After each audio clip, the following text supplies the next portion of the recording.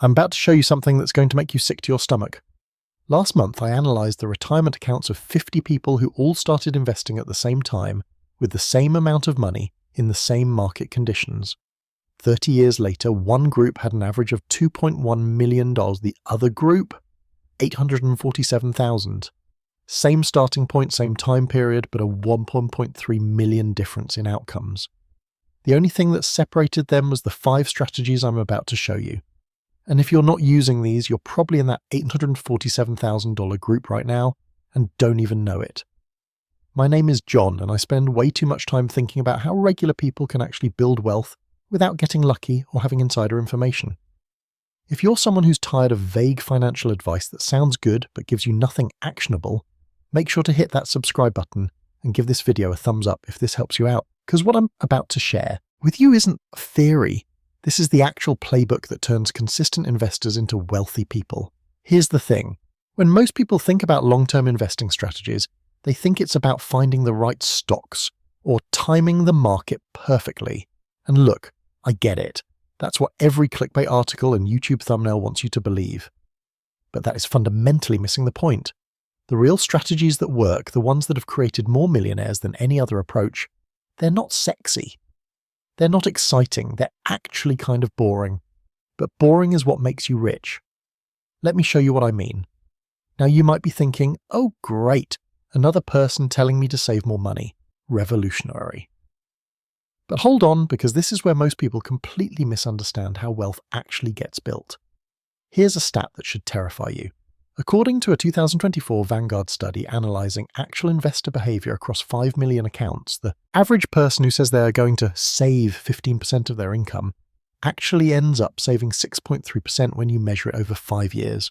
Why? Because life happens. The car breaks down, you get invited to a wedding, you decide you deserve a vacation, and suddenly that commitment you made to yourself just evaporates. But here's what's really interesting. The same study found that people who use what I call the automated percentage escalator, where you automatically increase your investment percentage by just 1% every single year, they end up saving an average of 19.7% of their income by year 10. That's more than 3 times what the I'll just try harder group achieves. Let me show you the math on this, because this is where it gets absolutely crazy. Let's say you're 30 years old. You make $1,000 a year. You start by investing 10% of your income. That's $6,000 a year, or $500 a month. Not nothing, but also not some insane amount that requires you to eat ramen every night. Now, most people, they're going to keep doing that $500 a month for the next 30 years. Maybe they'll increase it when they get a raise, maybe they won't. Let's be generous and say they do, and their contributions grow at 2% per year to keep up with inflation and modest salary increases. With a 9% average annual return, which is slightly conservative based on historical S&P 500 performance, they'll have about $943,000 by age 60. That's not bad. That's actually pretty good. But now let's look at the automated percentage escalator approach. Same starting point. $500 a month, 10% of income. But every single year, on January 1st, you increase your contribution percentage by 1%. So year 2, you're saving 11% instead of 10%. So in year 3, it's 12%, and so on. Here's what most people don't realize. By the time you hit year 10, you're contributing 20% of your income.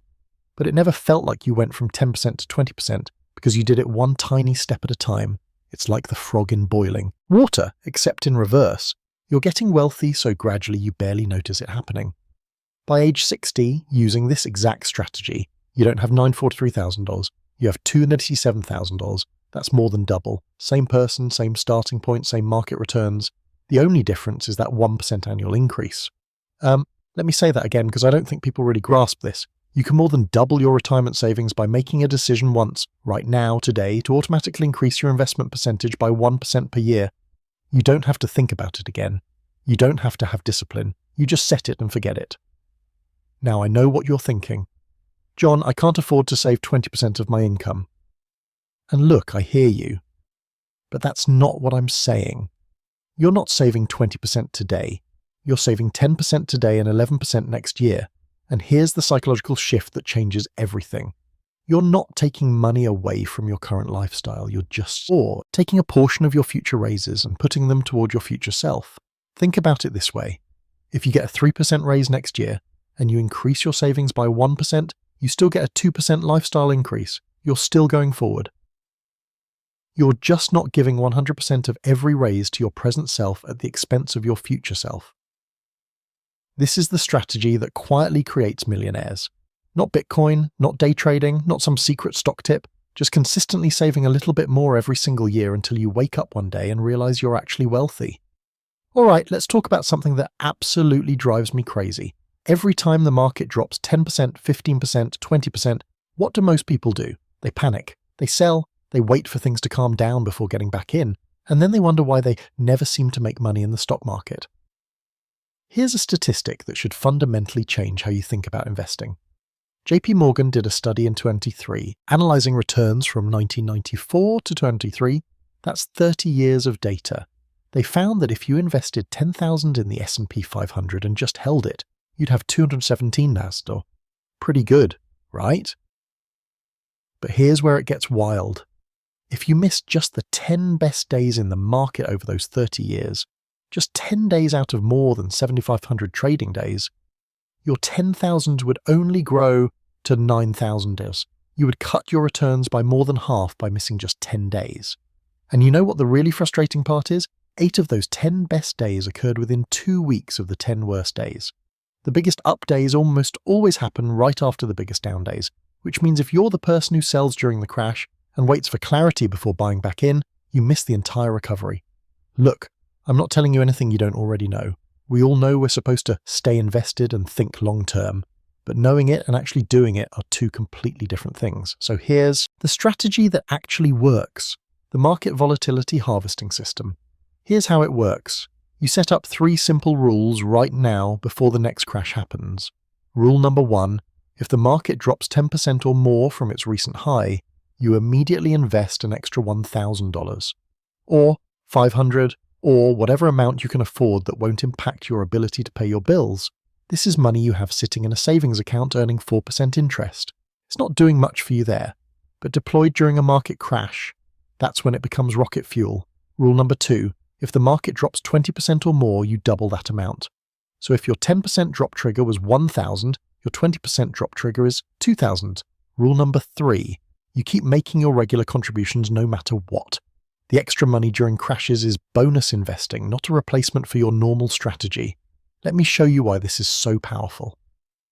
During the COVID crash in March 2020, the S&P 500 dropped 30 industries in just 23. It was terrifying. People were convinced we were headed into another Great Depression, and most investors either sold their positions or stopped contributing to their 401ks. But if you had implemented the market volatility harvesting system, here's what would have happened. When the market dropped 10% around March 1st, you invested your first extra $1,000. When it dropped 20% a week later, you invested another $2,000. Total extra investment, $3,000. By August 2020, just 5 months later, the market had fully recovered. That $3,000 you invested during the crash was now worth $4,020. That's a 34% return in 5 months. Where else are you getting those kinds of returns? But it gets better. Fast forward to today, January 26.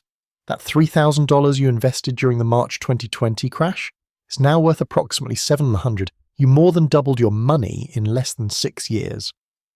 Now here's what most people don't realize. This isn't about timing the market. You're not trying to pick the exact bottom. You're not trying to be clever. You're just following a simple rule. When everyone else is panicking and selling, you're buying. When stocks go on sale, you shop. And the beautiful thing about this strategy is that it removes all the emotion from the equation. You're not sitting there trying to figure out if the market has bottomed. You're not watching CNBC trying to get a read on whether things will get worse. You just follow the rule. Market down 10%, buy. Market down 20%, buy more. Done. I cannot stress this enough. This is the strategy that separates people who get rich from investing from people who just don't, because wealth is built during the crashes, not during the good times. The good times are when you collect your returns. The crashes are when you plant the seeds. Okay, this is going to sound incredibly boring.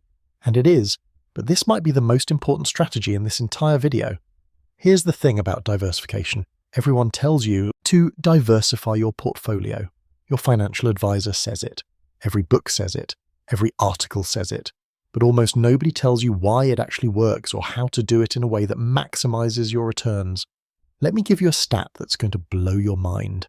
According to a famous study by Brinson, Hood and Biebauer, which has been replicated multiple times, asset allocation is responsible for about 90% of your portfolio's return variability over time, not stock selection, not market timing. How you divide your money between stocks, bonds, real estate and other assets determines almost all of your long-term success. But here's where it gets really interesting. Most people diversify once.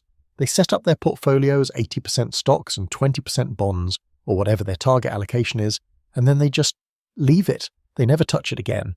This is a massive mistake. Let me show you why. Let's say you start with a $100,000 portfolio. You decide on a 70-30 split, $70,000 in stocks and $30,000 in bonds. Reasonable, balanced, not too aggressive. Now let's say over the next year stocks go up 20% and bonds go up 3%. Great year, right? Your portfolio is now worth $170 to $100. You made over $17,000 without doing anything.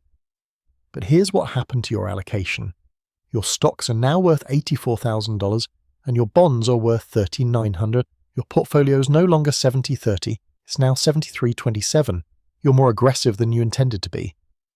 Now, if stocks keep going up, you might think, who cares? I'm making more money. But what happens when the market crashes? That extra 3% in stocks means you lose 3% more than you planned for. Over time, this drift away from your target allocation can expose you to way more risk than you're comfortable with. This is where the boring diversification rebalancing protocol comes in. And it's so simple it feels like it shouldn't work, but it does. Here's the rule. Once per year, on the same date every year, I do mine on January 2nd. You can pick whatever date you want. You check your portfolio allocation. If any asset class is more than 5 percentage points away from your target, you rebalance by selling what's gone up and buying what's gone down. That's it. That's the whole strategy. But the math on this is absolutely insane. A 2022 study by Vanguard analyzed 90 years of market data and found that investors who rebalanced annually outperform those who never rebalance by an average of 0.4% per year. Now, 0.4% might not sound like much, but over 30 years on a $500,000 portfolio, that's an extra $189,000. You make an extra $189,000 by spending 20 minutes once a year clicking some buttons on your brokerage account. How is this possible? It's because rebalancing forces you to do the one thing that creates wealth: buy low and sell high. When stocks have a great year and bonds have a mediocre year, rebalancing makes you sell some of your expensive stocks and buy more of your cheap bonds. You're systematically doing the opposite of what your emotions want you to do. And here's the psychological shift that makes this work. You have to accept that rebalancing will sometimes feel wrong. In 2023, if you rebalanced, you sold some of your tech stocks that were up 40% to buy more bonds that were basically flat. That feels stupid. It feels like you're giving up free money. But then 2024 comes around, tech stocks correct, and those bonds you bought, they're suddenly the stable foundation that's keeping your portfolio from tanking. And you've got cash from selling high that you can now use to buy more stocks at lower prices. Look, this strategy isn't sexy. It's not going to make you feel like a genius investor. But you know what it will do?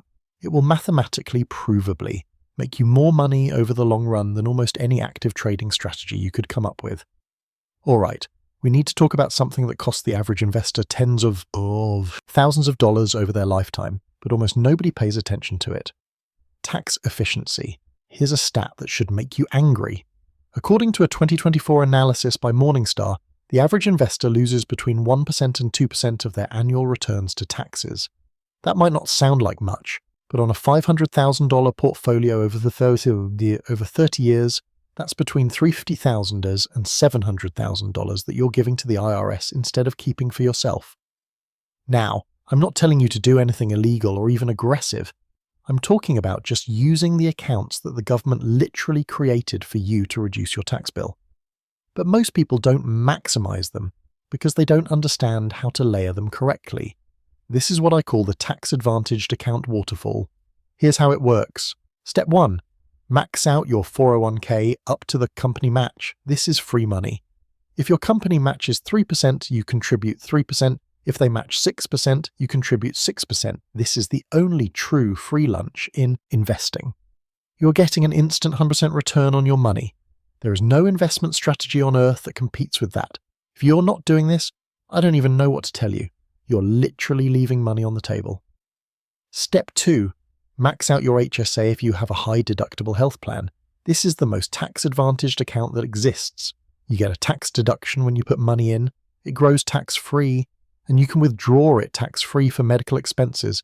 That's triple tax advantage. Nothing else comes close.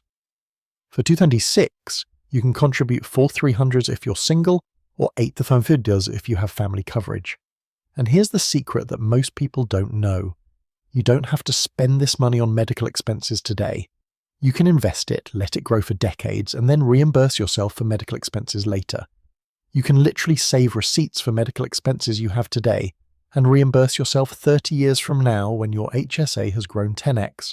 Step 3. Max out your Roth IRA. For 2026, that's $7,000 if you're under 50, $8,000 if you're over 50. The Roth IRA is magical because you're paying taxes on this money now when your income is probably relatively low, and then you get to withdraw it tax-free in retirement when you might be in a higher tax bracket. Plus, and this is huge, your contributions to a Roth IRA can be withdrawn at any time without penalty. So it actually functions as a kind of emergency fund if you really need it. I'm not saying you should raid your Roth IRA, but it's nice to know that safety net exists. Step 4. Go back and max out the rest of your 401k. For 296, the limit is $23,500 if you're under 50, $31,000 if you're over 50.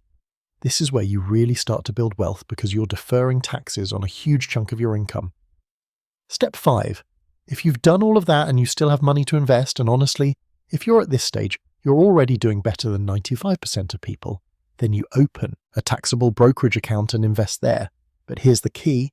You don't just randomly invest in whatever you want in each account. You strategically place your assets based on tax efficiency.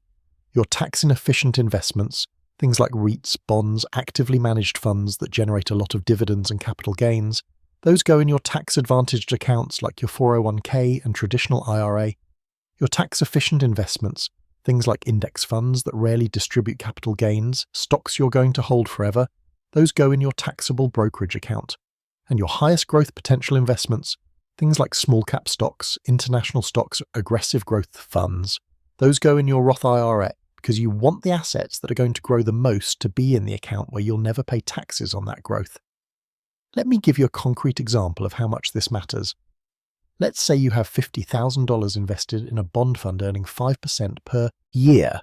If that's in a taxable account and you're in the 24% tax bracket, you're paying 24% taxes on that 5% return every single year.